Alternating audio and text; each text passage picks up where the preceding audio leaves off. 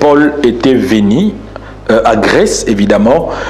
Corinthe était comme, on appelle ça le port, c'est-à-dire les bongos, on peut l'appeler de la sorte. Maintenant, dans cet endroit, il y avait des sophistes, des hommes très intelligents qui faisaient des spectacles. C'est-à-dire, ils parlaient très bien, les gens même payaient de l'argent.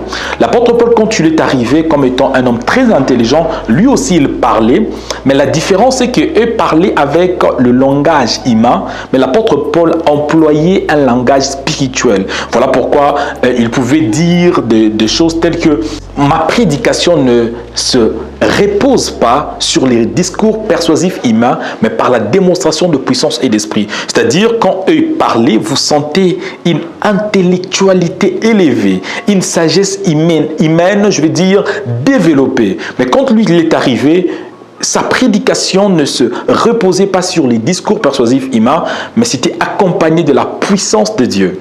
Une manière de dire qu'on ne peut pas prétendre être prédicateur sans au préalable dissocier la sagesse humaine et l'évangile de Christ. L'évangile de Christ est une puissance. Voilà pourquoi, si vous lisez vraiment bien l'histoire, l'apôtre Paul a fait beaucoup de grandes choses parce que le grec aimait la sagesse, le juif aimait le miracle. C'était comme un débat. C'est de cette manière-là, l'apôtre Paul a gagné les gens. Comme certains qui étaient à l'église avaient appris ou apprécié, je vais dire, apprécié beaucoup ce que les sophistes faisaient. Mais on a trouvé chez Apollos, un homme aussi qui était très intelligent, versé dans les Écritures, et ça crée comme une comparaison. Si vous lisez le 3e chapitre, l'apôtre Paul explique qui est Apollos, qui est Paul. Sont-ils pas des serviteurs de Dieu?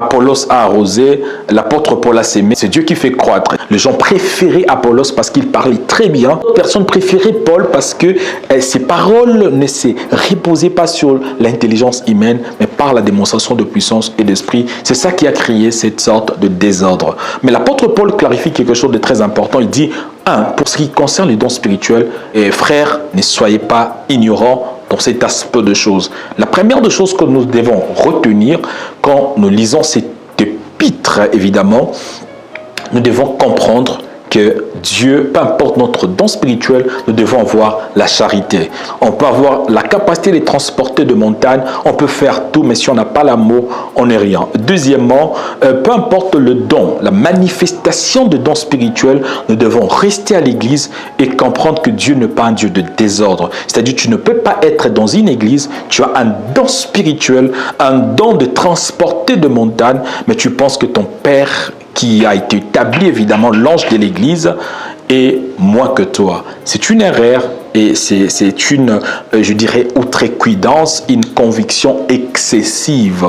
L'effet de se dire qu'on est plus grand, qu'on est plus meilleur, qu'on est plus fort que nos encadreurs qui ont été établis par Dieu. Qu'est-ce que nous avons retenu de cette histoire? Nous avons retenu qu'on peut être chrétien et aussi se comporter différemment. Et il faut savoir, un chrétien est comme Christ. Jésus n'a pas laissé un mot chrétien.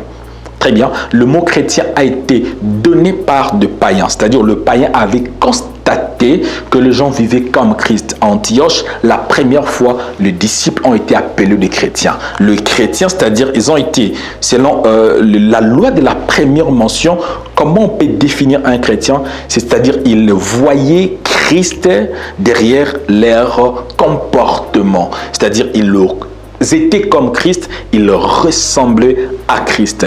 Une manière de dire, on doit travailler notre vie chrétienne, on doit traiter durement notre corps, ça sera une très bonne chose. Sur ces, je lance cette invitation à tout le monde qui veut réfléchir et, ou je dirais,